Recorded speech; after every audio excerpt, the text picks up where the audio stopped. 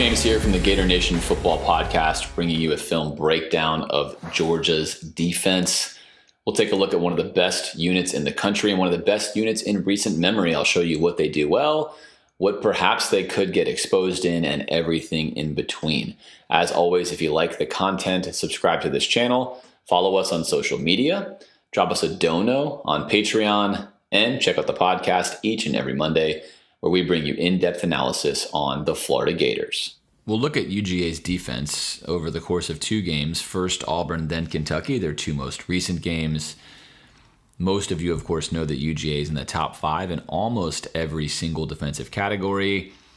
I'm going to show you a few things that they've potentially struggled with. Now, struggle is a word that I'm going to use very loosely, given their productivity, of course, on the field. But there are, like any defense, there are things you can attack, and there are things this particular Georgia defense has had some struggles with. Teams have not always taken advantage of it, but there are plays to be made against this defense.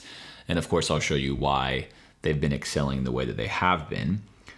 Auburn did a nice job early in the game using pre-snap motion to mess up what Georgia wanted to do. And in fact, Auburn is going to walk themselves into a perfect play call here.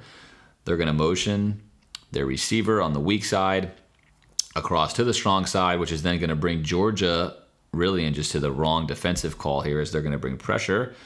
But as I've seen on film with several teams against Georgia, they're not going to make the play. And there's the pass off. He's going to stay here, even though there's no one coming out of here but the running back. No eligible receiver on this side of the field.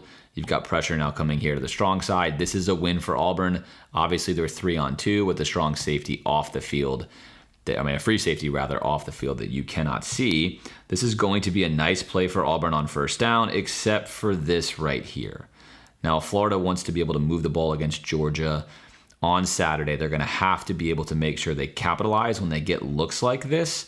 Auburn had multiple, which you're going to see in this film breakdown, where they had a look, they had a chance for a big play, but they couldn't execute. So when you're playing against a very sound defense that very rarely is going to give you something easy, if you get the easy play, you have to make it. 4th and 1. This shows Georgia's tendency here. It's 4th and 1, and Georgia is going to stay in a too-high look. Now, Georgia frequently does this. I've complained often. Florida does it quite a bit. Georgia does it, but they often succeed with it, even if they're going to play a man down in the box, as they often will here, playing 7 versus 8. Auburn's going to be wise here. They're not just going to try to run it up the middle against Georgia's front 7. They are instead going to use some motion. Again, here's motion, right? This has been working for them. We're going to use this motion.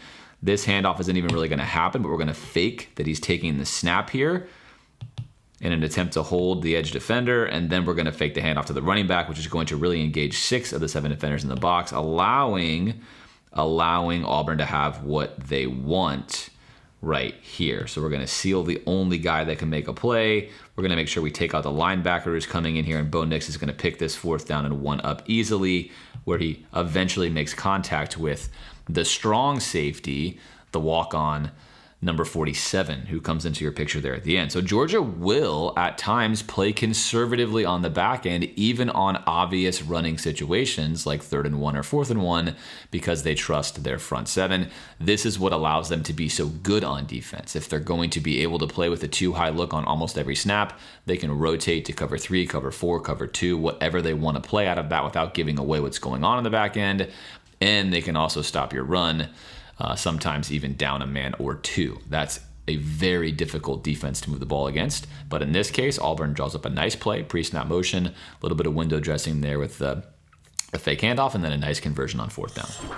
Another nice play from Auburn here. We're going to use number 1 wide receiver motion. He's going to settle in the slot for a second, and then he's going to motion all the way across the formation. Georgia in man-to-man defense is going to get that shadow. Here he comes across the formation to mirror him. We're going to get a fake here to the running back, and then this is, again, a really nice play design. So Georgia will play man. About 20% of the time they'll play man defense. We'll get a slant route here. The fullback who came through the hole is going to actually run to the end zone, and the running back is going to run to the flat. And we're going to get a play fake here to the receiver that motioned across. On 1st and goal, very nice play call. Very, very nice play call. We get tied up here, which causes some pressure, which is not going to affect this play. because Bo Nix has a wide open receiver. He should be throwing to the running back. Instead, he's going to throw to the fullback, and the ball should be out here.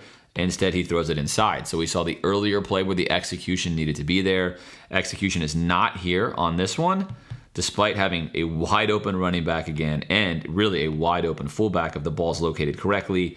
They do not convert a touchdown here early against Georgia. Again, when you're playing an elite defense, if you get them mixed up and you get open receivers, you have to convert. You're not going to get that many chances for those. When they're there, you have to convert. 3rd and goal for Auburn after a disastrous situation. And again, this is the beauty of football, right? We saw the 1st and goal play just a few plays ago where they should have scored a touchdown. It should be 7-0 Auburn. Instead, it's 0-0. And now after a penalty, it's 3rd down and goal all the way on the 15. Auburn's going to get way too conservative here. I think if you're playing Georgia, you need to at least attempt to make a play. Georgia will drop 8. They'll drop 8 frequently, as they're going to do here. We just have 3 rushing, and they're going to drop 8. And rather than even let this play out, Bo Nix is going right here. Now, anytime you see a quarterback do this, you have to believe that he wasn't even really given the opportunity to make this read. This is not ever going to be a throw they're going to throw downfield. They're basically calling in and saying, we're going to take a 3-0 lead in this game. And that's what happens. Of course, I dislike this very much, especially if you're getting a 3-man rush like this. Trust your quarterback. Use the time you have. See if you can make a play. Instead, Auburn just elects to throw underneath, which is what Georgia wants, and Georgia gives up the field goal here. Georgia is a very, very good drop 8 team, as we're going to see further in this breakdown. They play excellent zone defense, but it doesn't mean that you should just give it up, especially against a 3-man rush, and not allow the play to develop. See if something does come open. As we'll see on film, oftentimes receivers are getting open against Georgia, but quarterbacks tend not to have time because of what happens with the defensive line, which we're going to talk more about simulated pressures and how Georgia generates so much pressure on opposing quarterbacks. 3rd and 2 from Auburn. We're going to get another pre-snap motion, which is going to give Auburn exactly what they want. Going to pull that defender out. We're going to get a switch. Now this is much like what Florida did against Georgia. And if you're a Florida fan, of course, you like to see this. Here's a 2-high look again from Georgia, their base defense. And now we have a one-on-one matchup right there. Linebacker versus running back. Now he's playing to the proper side of the field here, but you're going to see, thanks to that motion, he's got just a half-yard step on him. Auburn is going to take the snap. There's not even a play action. We're just going to make this a foot race out to the flat. Going to clear out here, and we know that this is a race that linebacker cannot win. Bo Nix knows that he feels good about it. He's going to pull the trigger here early. This pass hits him right in the face, and unfortunately, it bounces off his face and becomes an interception. This is 3rd and 2. This should have been a conversion for Auburn. It should be 7-0, 5 minutes into this game, and Auburn should be converting a 1st down. But right now, they are their own worst enemy. Ball's on time, right in the face, dropped pass. So again, Georgia's defense, of course, I'm cherry picking early on some plays that Auburn had success with. We're going to show you plays that other teams did not have success with, but one thing to note here, Georgia rarely brings this kind of pressure. You can see they're bringing 6. They've brought 6 rushers less than 6 times the entire season. The entire season. They rarely do this. They bring a pressure here. They play one-on-one, and it gets them. They get beat here. And in fact, if you're looking at your screen, they get beat very badly here, because take a look at this and take a look at this. Here and here. Take a look. Bingo. He's got this ball. He definitely has this ball. That's an easy ball. And he has this ball. So there's all 3 receivers that are open and available. Georgia has benefited this season. This is not taking anything away from them, right? It's film review. It's to show you what teams struggle with. Of course, that's kind of the point. They have been fortunate that they're living in an NCAA football world in 2021 where the quarterback play has been very suboptimal. On top of that, their defensive line does get there all the time. In fact, they're going to get there here, right? The ball's just snapped. He's taking basically a 0 drop, almost an immediate shotgun throw, and he already has pressure. That's part of it. Georgia knows they can get away with some of this stuff because of pressure, but if you can hold up at the line of scrimmage, receivers are open on film. And a lot of times, a play that goes for what should be a 1st down or what could be a big play instead turns into an interception for Georgia and sets them up with a short field. 1st and 10, Auburn is going to do something Florida and Dan Mullen like to do a lot. They're going to go 5 wide and run a QB run. Georgia's going to play a lot of zone again. They're in their base 2-high look. Linebackers are going to play run and pass here. They're going to read what happens in the backfield. There is no running back, so they're still going to be alert to a run from Bo Nix. Lets the play develop. You can see eyes right here inside, paying attention to this run.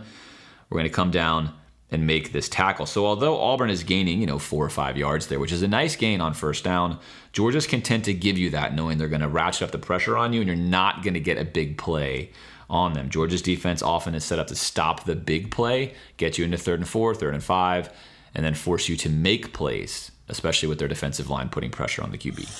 If you want to have success against Georgia, you have to win these 3rd and short battles. We've seen on film that Auburn has not been winning them here in this game. They're going to get the right look again. We're going to use pre-snap motion to identify what Georgia's in. You can see that nobody follows him. We know they're in zone. We know for sure they're in zone. We're going to get a zone look up top. This is where Bo Nix wants to go. He has the exact right route here that should be hit for a first down. He's not going to pull the trigger, but this is the right look, right call by Auburn. Here it is. They get everything they want. Linebacker has to come over. He's going to seal this edge. You're going to have safety playing up top and a corner here. So they're basically going to triangle this off. The weak spot is right where they're going to run their route. Here's Bo Nix rolling to the right, and there's the ball right there. Bo Nix, ball's got to be out right here. You have this window. You have everything you want. Put the ball there. Convert the first down. He doesn't do it. He waits too long. And with Georgia, you're really only going to get that kind of window in most scenarios. Georgia, again, here only going to bring 4. Linebacker is really just mirroring. We're going to get a nice release here by Travon Walker. He's going to beat the right tackle eventually, which is going to happen when you're rolling the pocket out. But this play was never designed for Bo Nix to get all the way out here. It was designed for him to throw the ball here. He gets too far out. Now he's in trouble. Simply throws the ball away. So again, on film, it's another conversion that Auburn could have had with their first look, their first read. They failed to convert. Again, if you're going against Georgia, most of the plays, it's going to be tough going. So you have to convert those plays when they're there. And of course, as this film review is showing, there are plays available to be made. They're just not always wide open, simple, easy plays, as we're going to see again as we move through this. 10-3 early in the second quarter. Auburn now back with the ball. Again, Auburn going to show a nice pre-snap motion here. There was some discussion between the safety and the corner. What are we going to do to handle this? Now we get a quick pre-snap motion. More discussion here. Who has what? What are we taking?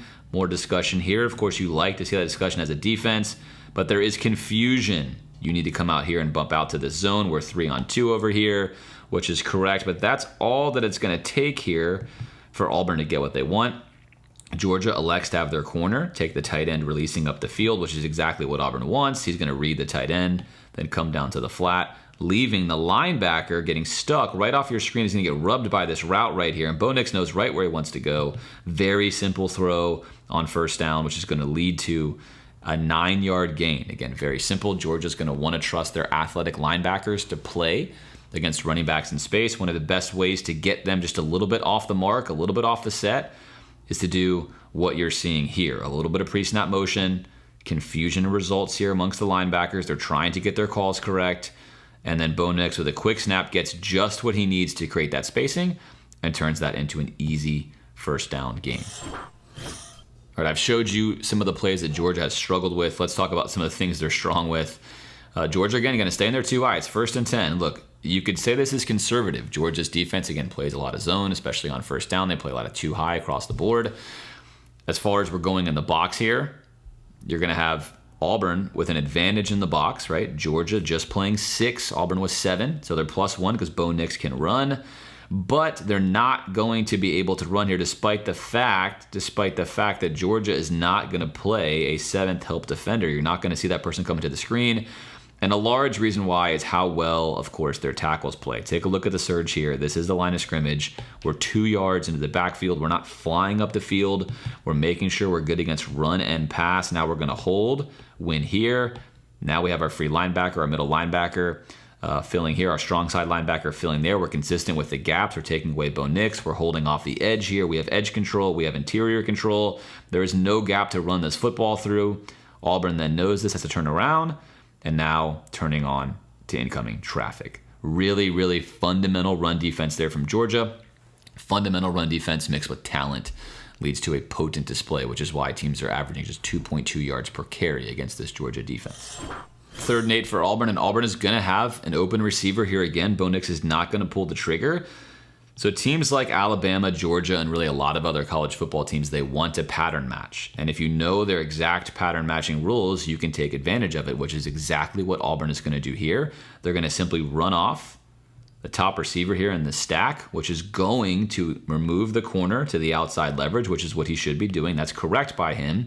And it's going to allow the inside defender here to have to cover any inside breaking route. You're going to see him point to this almost immediately. Watch what happens here off the snap. Take a look at the corner. Ball snapped. There it is. Right away. This is excellent coaching. Great technique. He says he's coming outside. You take the inside. This is an inside route coming to you. Drop down on this. Bo Nix is looking top of the screen. And he's going to come right down to his read. This is the right read. He should look right now and know he has space for this throw. Georgia going to bring a simulated pressure. Let's stop and talk about this for a second. So simulated pressure. What does that mean? Well, essentially it means that you're going to only wind up bringing 4. 1, 2, 3, 4. But the offensive line is not sure where they're coming from. So it feels like pressure. Feels like pressure, right? Who's coming? Are they coming? Are they coming? Is he coming? How many am I getting? Georgia does this frequently. You don't know whether the linemen are coming or the linebackers are coming, and that is a simulated pressure. It feels like pressure because you're not sure where the rushers are coming from. And in fact, this works. Bo Nix is going to climb the pocket well. Auburn actually picks this up. Florida's going to want to do well here to keep a running back in as well because Georgia is so prolific at beating the offensive line. But this is here. Again, Bo Nix has to make this throw. Right now, this is a tough throw. Linebacker is down on your screen. This ball's going to have to go over his head into the window. The best place to throw, and you're not going to see this because we don't have the all-22, but the best place to throw against a Georgia defense or really any good zone team, which you'll see if you're a big fan of the NFL, is over the linebacker's heads. I'm going to rewind this from the start and show you where the spot is. Here's your route. Here's your first down route. You're going to get the safeties bailing. You're going to get linebackers dropping. And you're going to have your window right here between 10 to 15. This play is absolutely here. He stays too far off to make this play. He has a nice big 8 or 9 yard box to put this ball into. You've got to put this ball there on time.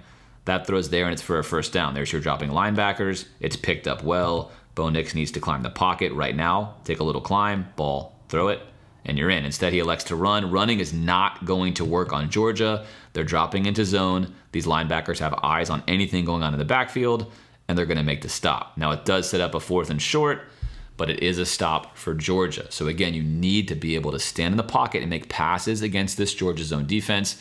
Any team that plays zone, there's going to be a hole somewhere. In college football, especially again in a year where there's not a lot of great quarterbacking, those holes feel a lot smaller. It's one of the reasons why I think Georgia's been so successful playing zones so often, that combined with their simulated pressure, which you will see throughout this breakdown. All right, 2nd down and 1. We are going to get a penalty on Auburn on this play, but let's not worry about that for now. I want to show you a play that works here. Auburn really outthought themselves, but Georgia actually outthought Auburn and jumped on the play they wanted. You're going to get a stutter go here for a touchdown. You're not going to see it on your screen, but he's gone. He eats the move right about here. Corner stays down low, and this is a wide open touchdown. Auburn's going to pump fake this look, hoping to draw the safety here and then leave a window here where the corner lets this go. Unfortunately, Georgia's going to play this perfectly, and Auburn is going to get this wrong. And all you have to do is see this right here. Take a look at your safety. Now, again, good quarterbacking is you have to read the safety. Right now, Bo Nix should be reading the safeties. And if the play call is I want to pump fake this and I want to throw here, you read the safety. This is still a live route. That's a live route. Read your safety. He's coming down. He's down, right? He's down. He's back. That tells you right away if he's reading this how he should be reading this. He steps back. He now knows that this is where the ball has to go. That's a one-on-one. This is dead. This safety's going to soak up this route to the outside. That's going to be gone. He has to stick with this route. Instead, Bo Nix is just going to run the play here on 2nd and 1. He's going to pump fake there. There's your pump fake. Now, at this point in time, this is gone. That's a touchdown for Auburn. He's going to come back to where the actual play is going. Now you can tell, that's not there. I've got a safety right over top. We're going to get a holding call and a bunch of other stuff. But the reality is this play is available. 2nd and 1, a good time to take a shot. Higher level QB play here, right? Mac Jones last year, Kyle Trask, of course. They're going to hit this. They're going to see this. They know where their matchup is. They're going to take a look here. And if he wins, that ball's going, and it's going to be a score. Obviously, we've yet to mention him.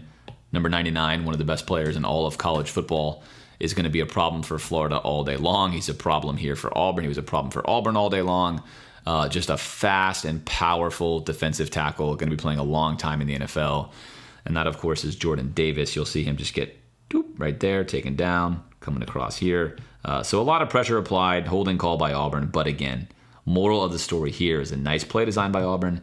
Got to have a better quarterback play here, reading out of this too high. If they both go, then this play's dead anyway. If one comes down, you got to go to that side. 3rd and 10, this is definitely a play, like every play, where I really wish I could show you the all-22. This one's not going to show you anything on television. I'm just going to set it up for you ahead of time. Georgia plays excellent zone defense. They're not going to bring any simulated pressure here. In fact, they're just going to line up right here. Here's our 3-down lineman. Here's our linebacker. It's 3rd and 10. We're not going to give you anything fancy at all. We're going to play a very straight up, really vanilla-y cover 3 zone, but we're going to play it perfectly. We're going to play a perfect version of a cover 3 zone, and Auburn is not going to run the proper route combination against this. Now, why is this tricky? If you're going to line up with 2 high safeties back here, right there you are, you don't know what Georgia's in. They could be in a cover 4. They could be in a cover 3 where they're going to have him come down and play the sticks, which is what happens. He plays the sticks. He rotates to the middle. They play a cover 3. They could play a cover 2. They could play cover 2 man. And that's why teams like Alabama and others like to stay in the 2 high shell. It's the easiest way to disguise all of your looks. It's not easy to necessarily know what defense you're going to get. You're going to have to read that post snap. And if your route combinations are not correct, or your receivers are not to the point to where they can alter their route, like you would get in the NFL or some college teams where you say, hey, they're going to be in this zone, I'm going to have to move now to this route, it's going to be tough to convert. Bo Nix right away comes up top. That route combination is not there at all. Georgia sits all over it. And then down low, you're going to see here a buzz to the flat, which is perfect technique. You're going to have the corner and cover 3, making sure he funnels his receiver to the inside, which he does. And there's just nothing here. All he has is this little sling check down, which is going to get picked up anyway. There's nothing there. There's no option.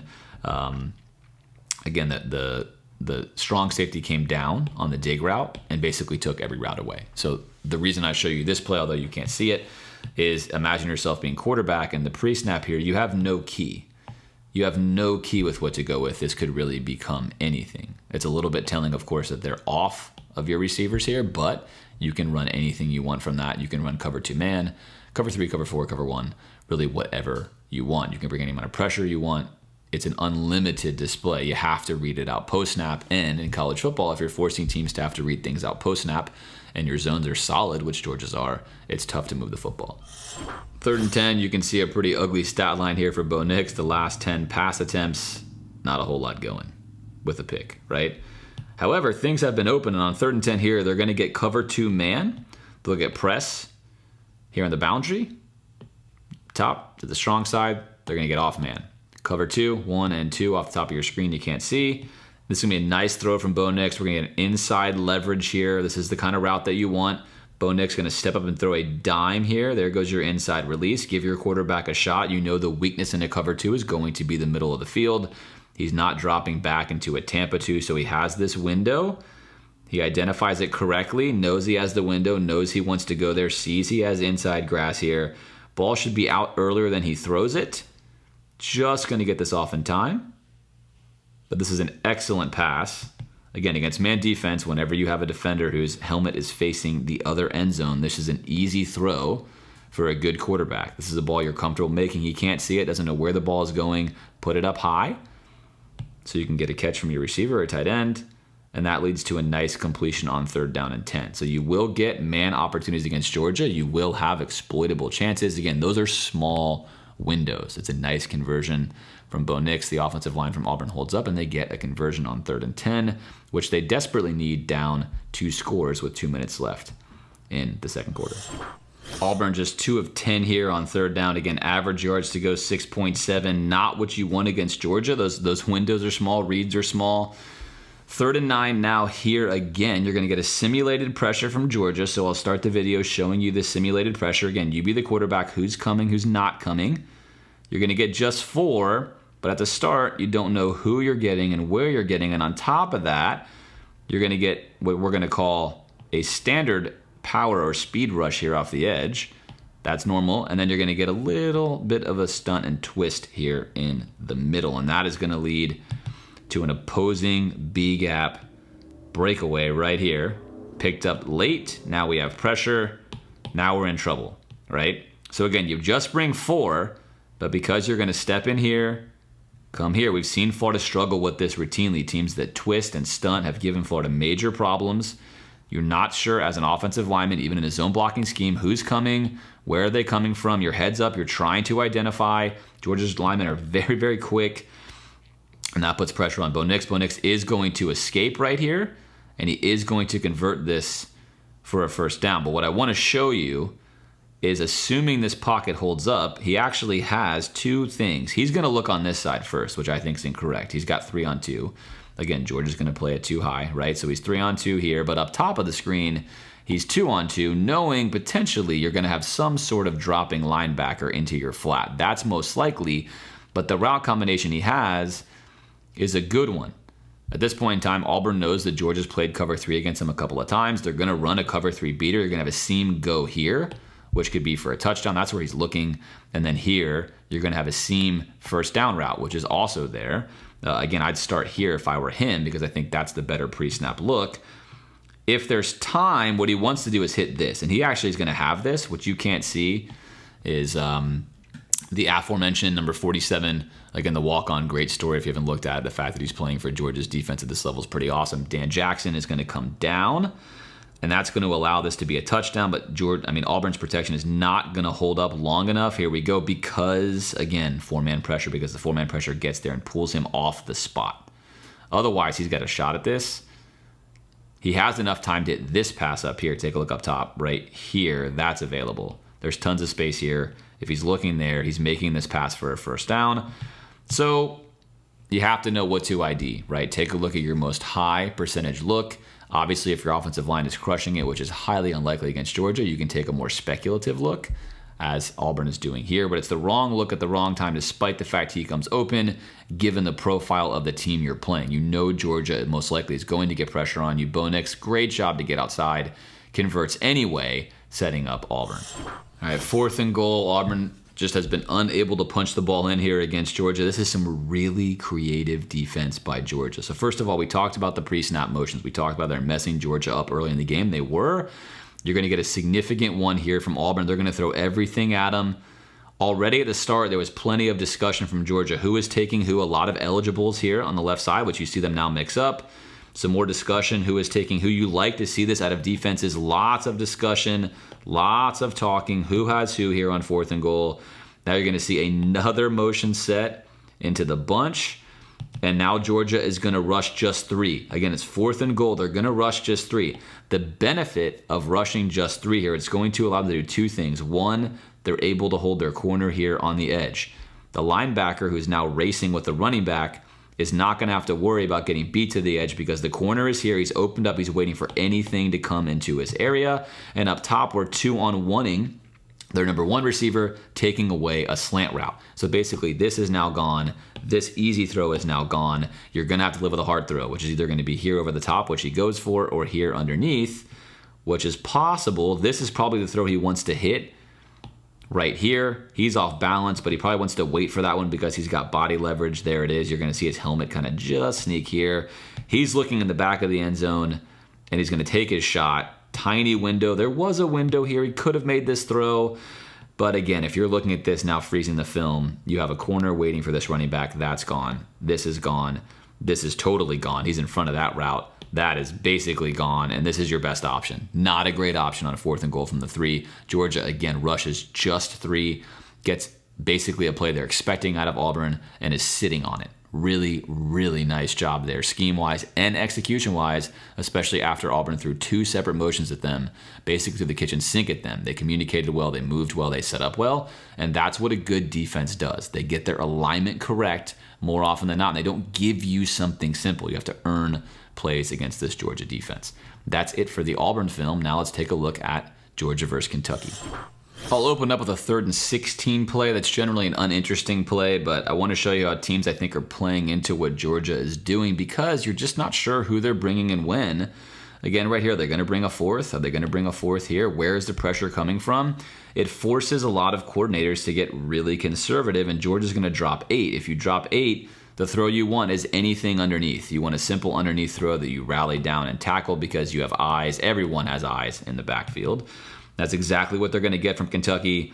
They're going to basically turn loose the defensive end right there, throw this screen pass. This is really just a screen pass at this point in time. And this is just dead. Why is this dead? Because you have no chance for your right tackle and your right guard, right tackle to come out here and do anything because your linebacker has buzzed out into the flat. His eyes are constantly staying on the quarterback, and he's going to come down here and blow this up. Not to mention, you got a plethora of other linebackers coming down to get you as well. So this is a nice design by Georgia. Again, it's going to be unlikely that Florida is going to move the ball with any sort of dump off in this particular mentality against a Georgia team that plays so much zone and often rushes 3. But why this is tricky is you just don't know what Georgia's going to do. Again, they're very creative with how they mix in these simulated pressures when they rush 3. You're not totally sure what's going on, and they're very sound on the back end as well. So there's not an obvious solution to what Georgia is taking from you other than you have to be good in the post snap. This is where you want to have a quarterback where you can trust to go through a progression of reads, receivers where you can trust to be able to run flexible routes, option routes, based upon what you're reading in zone. And again, not many college football teams are capable of doing that in any given season, but especially one like this one, it just plays into Georgia's hands. All right, what makes Georgia's defense so good? Well, in short, the answer is this. We're going to have 6 players in the box. We're going to stay too high on 1st and 10 with Kentucky at the 4-yard line. This looks extremely conservative.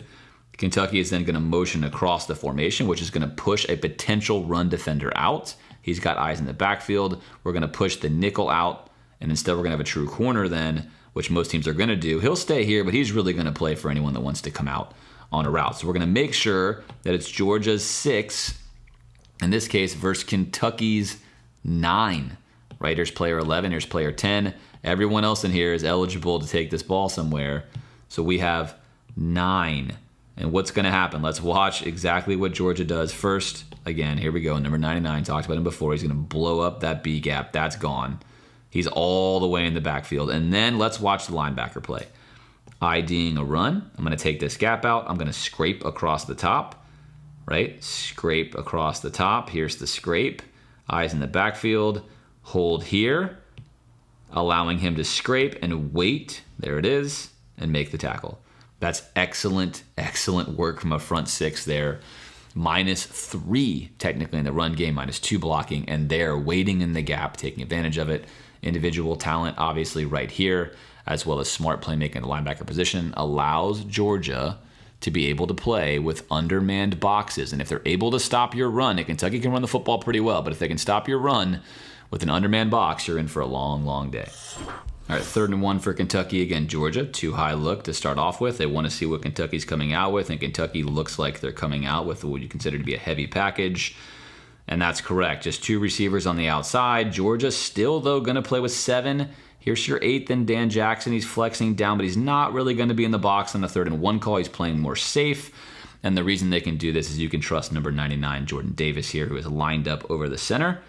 Lined up basically head up, maybe just a little off in a 1 technique, but he is going to come into the opposite gap. He's going to cross face right there. Look how quick he is. Again, for a guy of his size, he's going to cross face on the center, immediately shoot the opposing A gap right there. I mean, that's just too good.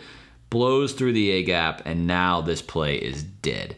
Is dead because he's won. He's taken the entire play away. He's basically gone right where they want to go, but he's not the only one. Look at the red helmets here as they win at the line of scrimmage. There's nowhere to go. That is a absolute stuff. He's going to lose a yard or 2 on this play on 3rd down and 1, and that's what makes Georgia so potent. Again, they don't have to commit an extra defender to get this kind of stop. That's like a cheat code on defense, and that's going to be a long day for Kentucky. All right, we've talked about Jordan Davis. How about some Devontae Watt? A little bit of discussion here. They see this audible. This is nice. Again, the D-line here is heads up. A little bit of discussion. He's going to slide over. He's coming to tell him, hey, slide over to that B gap here for a second. Right? But he was already doing it anyway because Devontae Watt said, I'm hungry. I'm going to get myself a tackle for a loss right here. I'm going to go into 3 technique on the outside shoulder here of this left guard. I'm going to blow through this B gap. Boom. shot out of a cannon. Times it perfectly. He's through there, right? Done. That's done. That's not happening. That's a big time play. That's an individual play because Kentucky has the rest of this actually blocked really nicely. But that's all it takes. And again, on any given play, the odds that one of Georgia's defensive tackles actually gets through is pretty high, and that's how they feel about it. That's why it's tough to run on this football team, is you really cannot count on containing their defensive tackles. They are frequently going to get in there. It's not just Jordan Davis. You got to deal with, obviously, Devontae Watt. You got to deal with 88, who you see there on your screen.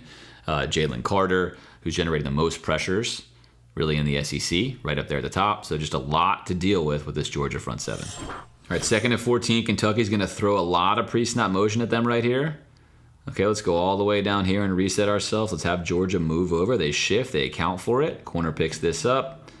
Nickel picks up here. Okay, let's run again motion here with our slot receiver. Notice how the linebackers all move in unison now to the strong side of the field. We're going to fake the counter here. There's your counter blocking. Get the lead block from the running back. Here's your lead block from the running back. But thanks to Georgia shifting over correctly, they are set up for this. They seal. Take a look at the seal here. Good read, good seal, allowing our linebackers to be free. Here he is. He's going to wind up making this play because he does a great job having edge control. He's free now. And they're going to run into an oncoming linebacker who evades that block. Evades this block right here. There he goes. Miss. And now you have two tacklers waiting at the line of scrimmage on 2nd and 14. Again, that's just too good.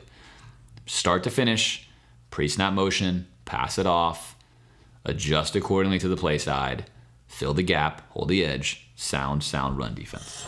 Again, early on, it feels like Kentucky just didn't really watch the film on Georgia per se. This kind of stuff's not going to work. We saw it with Auburn. They clearly watched it. Little simulated pressure here. Is he coming? Is he not coming? He's going to back off, and everyone's eyes are going to be in the backfield. Everyone's eyes are in the backfield. If you're going to try a QB run, you better let it develop a little bit longer, and then he's going to get out of there, and there's just no chance. There's no chance, right? That's a 3-yard gain, and look how many Georgia players are here. There's too many of them on this particular play. Pocket's going to collapse around him. His routes are not even remotely completed yet. Again, they have to go 12 yards. His routes are about 6 yards deep when this happens. Gets a lot of pressure here. A lot of pressure here from the left side. Now he's stuck, and he's going to just take off. Again, taking off, not going to work against Georgia. You're just not going to convert that way. If it's 3rd and 12, you're going to have to convert in almost all cases, staying in the pocket, sliding in the pocket, keeping your eyes downfield, keeping plays alive, and throwing the ball downfield. I mentioned during the Auburn game that obviously if you get an opportunity against Georgia, you have to hit it. Here's another example of a pre-snap motioning work. It's working here. Work, what am I saying? It's working and working well. Because of this motion, you're going to create a space and you're going to create confusion for the corner as they pass this off. You can see now Georgia does not shift like they did previously. They're both linebackers are holding hands, never what you want. I'm sure the Georgia had a fun time with that on film study on the Monday of that week. But we get a nice play action here. Georgia's in too high. Safety here. You got Dan Jackson up here. I think Dan Jackson is the guy you want to attack personally if he's on the field, especially in the passing game. He tends to be a little bit off. I think it's a weakness for Georgia. He's a good tackler and a good run stopper. But right here, this is everything you want. You've got a corner who's come down on the motioning running back. You have a linebacker who's also playing the motioning running back. And now we have a 2-on-1. We have a 2-on-1 versus Dan Jackson here. And right here, this ball's got to go here. Why does it have to go here? Well, because Dan Jackson is off your screen right there. Here he is. This ball could be thrown out here for a bigger gain. But regardless, you can't drop this, right? This is 1st down and 10. If he makes him miss, this could be a touchdown. If he throws the ball out here, it could be a 40-yard gain before Dan tracks him down. Instead, you get nothing. You get nothing. Again, really nice play. One more time, play fake. The pre-snap motion set this up. The pre-snap motion created confusion here and here. We get a blown coverage. We get a super easy throw, and it's quick, which is good because you know Georgia's coming, and we blow it. Again, we blow it. So in this case, you've seen this too often. Teams playing Georgia, you have to make them pay. You have to hit big plays against them when they're there because they're not there often. But as I continue to show you, the pre-snap motion doesn't always work, obviously, but it can work. You can confuse their coverages by moving around pre-snap and getting a nice quick snap before Georgia can get that communication in as to how they want to cover it. Nice example here of why Georgia's zone is so good. They're going to bring a nice simulated pressure And they're also going to zone this off really well on 2nd and 10 first. Let's take a look at the simulated pressure. Look at who comes. We're going to drop. Here's our linebacker. We're going to drop him back. We're going to bring pressure from both of our actual linebackers. We're still rushing just 4. So it's not actually a technical pressure, but it's going to feel that way. And we're also going to get home right here. We're driving down. As far as the zone pickup goes, we're going to have our linebacker off the edge here, drop straight back. That's going to take the inside release of the number 1 receiver. Our corner has eyes on that inside release, making sure he releases inside, allowing him to come down to the flat immediately. So you could have had the linebacker buzz to the flat, and then you could have the corner try to soak up this inside route, which is tougher. Instead, Georgia takes away the more likely inside route by alignment, allowing the corner to rally down and take away this flat route, which is exactly what happens for a minimal gain. Again, 4 or 5 yards, setting up 3rd and 4 or 5, where Georgia is very strong. All right, the very next play, 3rd and 4 for Kentucky. Simulated pressure again from Georgia. Imagine being an O-lineman. Where is this coming from? Simulated pressure. We're going to get 4, and it's going to be a corner. Now, a smart quarterback's going to read this corner and think this is my window. In fact, if they had a hot route on, which is what you would have wanted, you to put this ball right there, right now. They don't have a hot route on, but they do have a good play call on because Georgia is sending a linebacker here into this window. You can't see him on screen, but he's actually taking away this sideline route. He's not taking away this one, but he's taking it away a little deeper. Except Kentucky is going to run a 12-yard square in, which is exactly what Georgia's giving up. They're thinking he's going to be able to, by alignment, take away a hot route. And that's true. That's why his eyes are on the quarterback. He's not coming in at 1,000,000 miles an hour. He knows his job really is to take away these hot routes by alignment, which he's doing. Except, there it is. There's your defender that had come down to take away that kind of this area of the football field here. And now, of course, you have this area on the square and open. There's Dan Jackson coming underneath, who's going to make the tackle. But that's a nice play. So again, I think against Georgia, those 10 to 15-yard routes are your best routes to hit. You have to hang in there. You have to slide in the pocket. You have to make good throws. All right, 1st down and 10 for Kentucky here. I'm going to show you the end zone sky cam, really the sky cam here instead of that look. It's going to be a fumble by Levis, but let's look at this camera. All right, so this is a rare look for Georgia. It doesn't always happen this way for them. They are not in a 2-high shell. You can see just 1. So Kentucky chooses to want to take a shot, but they're worried about the D-line, so they're going to max protect for the most part. But what they really should be running here, again, if you get cover 3, what you really want to run is 4 verticals, ideally, hit them with a big play. They're not going to run that. They're going to send just 2 deep receivers, which is easily going to be covered by Georgia. And as we see here, we already talked about him. Here's number 88. You can't have this on the offensive line, but there comes Jalen Carter. There's a reason why he has so many pressure. He's going to blow right through here, and now this whole play is in trouble. Levis wants to hit this deep out route where the corner is sitting on top of that route. He's sitting on top of it. He might have a chance to make a contested catch here on the out route, but certainly if you're facing a team in cover 3, converting a deep out with Georgia's defensive line the way that it is not, I think, the best play call.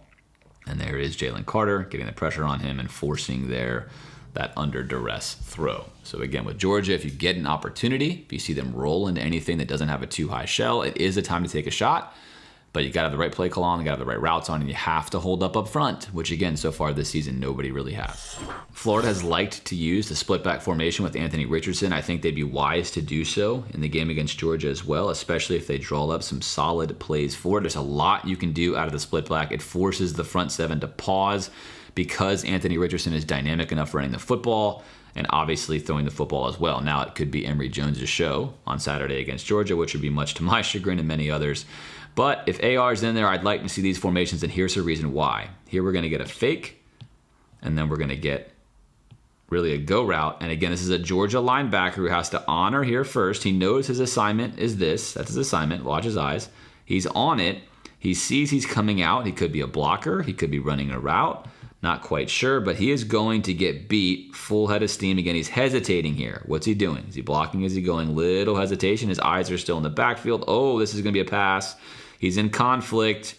I don't like that Kentucky chooses to run him. That's what he wants to hit. They choose to run him on an in-breaking route, again, where there's a safety over top. That makes no sense. Florida, I think, was wise last year to run these guys on wheel routes, which is what he should have been running.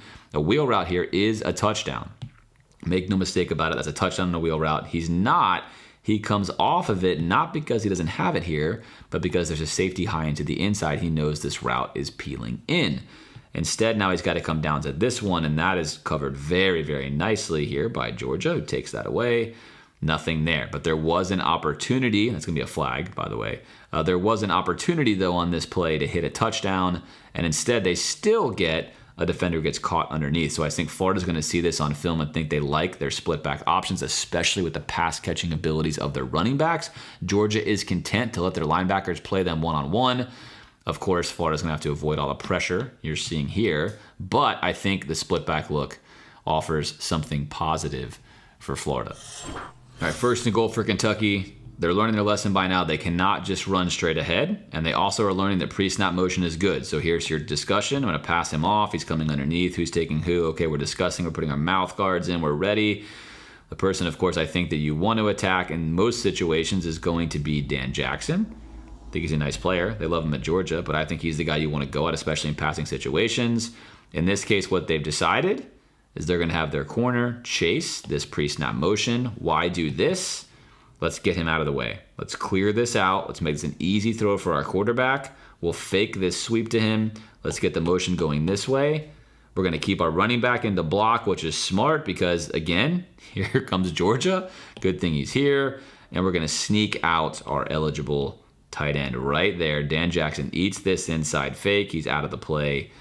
Easy touchdown. Nice design, nice play by Kentucky. That's what it takes to score against Georgia. Again, you're seeing it consistently. Use the motion, get them to make the switches, snap the ball quickly before they have a chance to figure out what exactly they want to do, and leave them in a little bit of flux. 14-7, as you've seen in both of these games, both Auburn and Kentucky were in these games with chances early on, but again, a lot of it comes down to can you complete passes in tighter windows and tighter situations. When they're there against Georgia, they're just much smaller than playing most other teams. Final play of the Georgia defensive breakdown, 3rd and 11. You're going to see another simulated pressure that gets home. Kentucky's going to empty the backfield. We've talked long and hard about how you really want to be attacking Georgia in the middle of the field. Whether they're playing cover 2 or cover 3, that is the best place to go. That is the route, again, that you're going to want to hit here. If you're coaching up Anthony Richardson or obviously Emory Jones, you really want them in practice working on making these middle throws. The windows are tight, but that's where you got to go with the football. And Georgia's simulated pressure is going to win here again. They're going to bring just 4. Again, it's just 4, but they're going to get a late B-gap pressure here. They're going to drop back the tackle, and that is going to win. That's a win right there. We're going to force him off the spot. It's something Georgia does better than any other team in the country. The quarterback now has to climb off of his spot. Now we're going to get a step inside. Now we're in trouble, and now we're down. Great close. Excellent play by Jalen Carter. Again, this defensive line is absolutely ferocious. Mix in the simulated pressures, mix in the fact that the first read is not going to be there quickly, and if it is there, it's going to be small. And you can see that here. This read will come open, but right now he's dropping into that window. So even if you wanted to throw something quick, like a quick slant, that is not there. Georgia's forcing you to make these throws they know most college football teams cannot make and will not make, and the windows are small anyway. And now you got to deal with this. That's one of the reasons why Georgia's defense is so excellent. They pressure the passer. They generate a ton of sacks. They're excellent against the run.